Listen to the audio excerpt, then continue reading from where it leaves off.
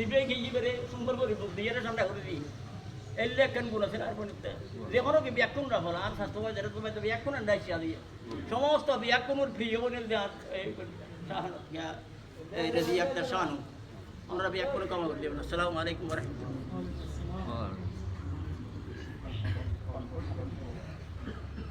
যে মহিলা এই মহিলা হচ্ছে সম্পর্ক হচ্ছে আমার মামি। এই মহিলার যদি আমি একটা মহিষী নারী, এই মহিলার যদি আমি একটা বিশদ পরিস্থিতি দিই তাহলে দীর্ঘ সময়ের ব্যাপার হবে। এখানে আপনারা সবাই জানা যায় উপস্থিত হয়েছেন। আমি দাঁড়াইছি শুধু একটি কথার জন্য বলার জন্য যে এই মহিষী নারী হচ্ছে প্রথম তার পৈতৃক দিক দিক পরিচয় হচ্ছে উনি যে এক সময়ের যে জবরদস্ত আলেম মাওলানা শামসুল আলম হেলালি সাহেবের বড় কন্যা। তার আরেকটা পরিচয় রয়েছে, উনি হচ্ছেন এই এলাকার বিশিষ্ট এক সময় যিনি এই এলাকায় শাসন করেছিলেন আমার শ্রদ্ধেয় নানা জনাব কলিমুল্লাহ পুত্রবধূ তবিবুল্লাহ আলমের এই স্ত্রী।